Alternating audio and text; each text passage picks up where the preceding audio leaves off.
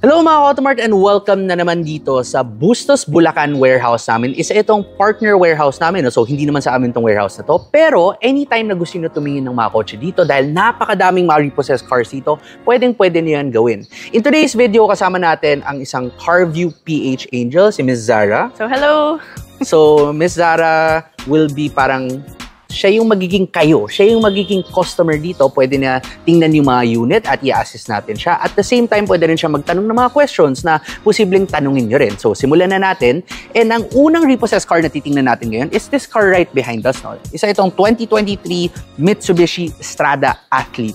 Kaya, Ms. Zara, anong sa tingin nyo? Anong bang mga kondisyon ng mga kotse dito? Nagagandaan ba kayo? Or what? May questions ba kayo? 2023 year model. So, napaka-fresh niya pa dito. So, ang masasabi ko lang is, kung ako yung bibili nito, syempre, i-check ko muna kung ano yung mileage. Okay, so mileage nito, nasa 19,000 kilometers lang. So talagang bago pa to. Bagong-bago pa to. Super fresh. And magkano naman po yung bidding price nito? Okay, ang starting bidding price natin dito sa 2023 Mitsubishi Strada Athlete na to ay nasa 1,031,000 pesos. May idea ba kay brand new price na to? This is way more than 1.5, 1.6 million pesos eh. So ang laki nung matitipid. Yes. And ano nga, sabi nga natin, di ba, 19,000 kilometers pa lang ang natatakbo nito. So, for reference lang, no, dito kasi sa Pilipinas, usually, every year, ang average na tinatakbo ng kotse ay 10,000 kilometers. May iba, sumusobra dyan, maybe 20,000 kilometers, pero on average, 10,000 lang. So, sabihin na natin, 2023, 2025 na ngayon. So, dapat 20,000 na yung tinakbo, di ba? Pero ito, 19,000 lang. So, below pa yan. Mahina lang ang gamit nito. So, napakasulit if ever na may interest kayo na bilhin din to. Okay. And kung interesado rin kayo, yung monthly amortization nito will roughly be around 20,000 pesos per month. So, pwede na. Pwede, di ba? Okay, tingnan na natin iba pang mga kotse. Kuya, kananong Yaris po ito? Okay, so Zara, ito naman yung Yaris Cross actually ang tawag dito. No? So dati yung sinasabi nating Yaris, yun yung mukhang Vios pero hatchback siya. Ngayon naman dito sa Yaris Cross, naging crossover na siya. So mas mataas ng ground clearance niya. Para na rin siyang maliit na SUV. Actually, lagi ko siyang nakikita and yun nga, I really like this color kasi first time ko makita ng ganitong maganda nga yung pagka-blue nito eh. And hindi siya ganun kalaki. Like, saktong-sakto siya for us girls. And yun, I really like this car. Parang nagiging dream car ko na nga to. Okay, well, tama ka, sakto siya for girls, but also, okay rin siya for guys. So, it's a very capable car. At the same time kasi, itong Yaris Cross na meron tayo dito, ito yung hybrid version. So, makikita mo, naka-green plate na to. So, meaning, centered to dun sa number coding scheme o yung color coding natin. So, walang coding to. Yan ang advantage pag hybrid ka na, di ba? Tapos ito, 2024 model to. Bago din. Bagong-bago. So, parang 1 year, probably less than 1 year pa lang. So, magkano naman po to? So, well, ang brand new kasi na to, nasa 1,610,000 pesos. Pero hulaan mo, magkano na to ngayon na 1 year old pa lang siya? 1.4?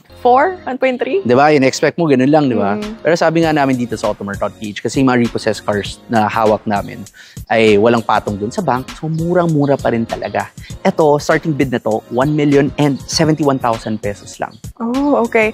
So, medyo curious ako sa Automart kung paano ba siya nag-work. So, I'm gonna ask you this question. Ano bang advantage pag sa inyo bumili, Kuya Kyle? Okay. So, number one, sa Automart.ph, meron kami yung website, which is, again, Automart.ph rin lang yung pangalan. And doon, kumbaga, makikita mo na lahat ng cars na hawak namin. And this is throughout the whole country. So, buong Pilipinas, meron kami mga units. So, madaling maghanap ng kotse. At the same time, let's say, meron kang nakitang isang kotse.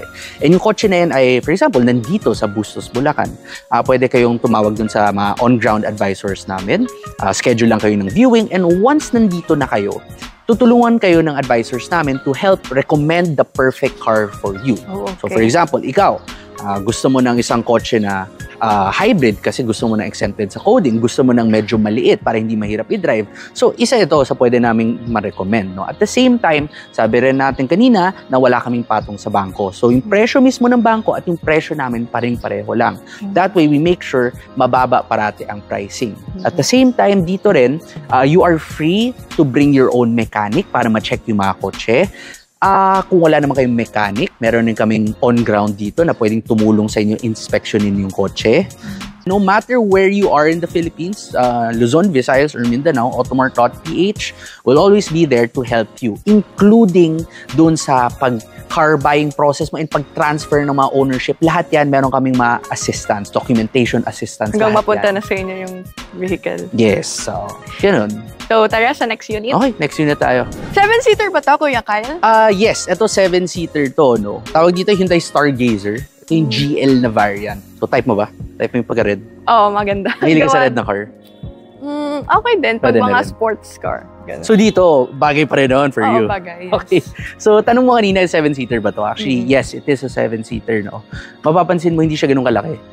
Kadalasan iniisip yata ng mga tao kasi kailangan ng malaking kotse para maging 7-seater, no? May Fortuner tayo, meron tayong mga Innova. Pero meron din kasi itong class na to, Zara. Ang tawag dito ay yung compact MPV. Okay. So mga mini MPVs natin.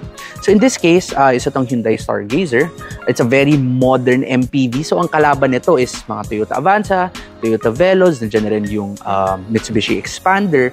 Pero ito, since mas bagong unit siya, mas maganda na yung mga tech na meron ka sa loob. Yung makina nito, efficient na rin. Naka 1.5-liter engine ka na. And kahit na 7-seater siya, madali pa rin siya i-drive, madali siya i-park. Kasi nga, maliit siya, compact siya. Yun. Tapos, ano pa ba? Pricing, no? I think most of you will want to know the pricing. Brand new na to, nasa 1,068,000 pesos. Pero itong model na meron tayo dito ngayon, 2024 lang to, so bago rin pa. 7,238 pa lang ang Odo. And you can get this for as low as 846,000 pesos. Magkano ba ulit? 846,000 pesos. Okay, so wala pa siyang 1 million. Wala pa siyang 1 million. And yung odometer niya, 7,000. Yes. So, ang alam ko talaga kapag sa Automart is hindi talaga sila nagtatamper ng... Oh, wala.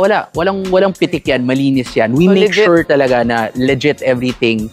Pag dumarating yung mga kotse, chinecheck talaga ng mga mechanics and ng mga nag-appraise ng mga kotse to make sure na legit mo makukuha mo. As in, ano yan, money back guarantee yan sa Automart kapag may patunayan na alanganin yung ginawa sa odometer, di ba? Okay. Dito, sure yan. Okay? So yan, if ever nabibili kayo ng used or repossessed na cars, i-Automart na yan. So, Ms. Zara, thank you for dropping by dito sa partner warehouse namin. And I hope na maraming mga katanungan ninyo na nasagot namin. Kung wala naman, just ask us anytime, give us a call, give us a text. And sa mga viewers rin, kung interesado sila kumuha ng isang used or repossessed cars, just, ako na magsasabi sa kanila, comment down below. Ganun lang kadali kami kausap.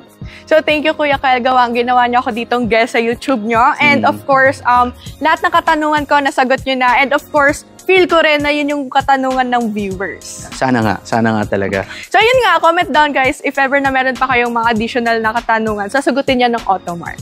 Yes, and just like that, before we end this, kung hindi pa kayo nakakapag-subscribe sa CarView PH, please do subscribe. Click nyo na rin yung notification bell nila para updated kayo kung may bago silang video. And for us naman, sa side ng Automart.ph, punta sa aming website, Automart.ph, para mahanap nyo na yung next used or repossessed cars ninyo. At the same time, meron kaming mga Automart certified vehicles, ang mga used cars that has been reconditioned to be like new. At meron pa kaming 5-day money-back guarantee. Yung ibang units dito, may 1 year or 10,000 kilometer warranty pa. You can follow us on Facebook, TikTok, and even YouTube at Automart.ph. So see you on our next videos. Bye!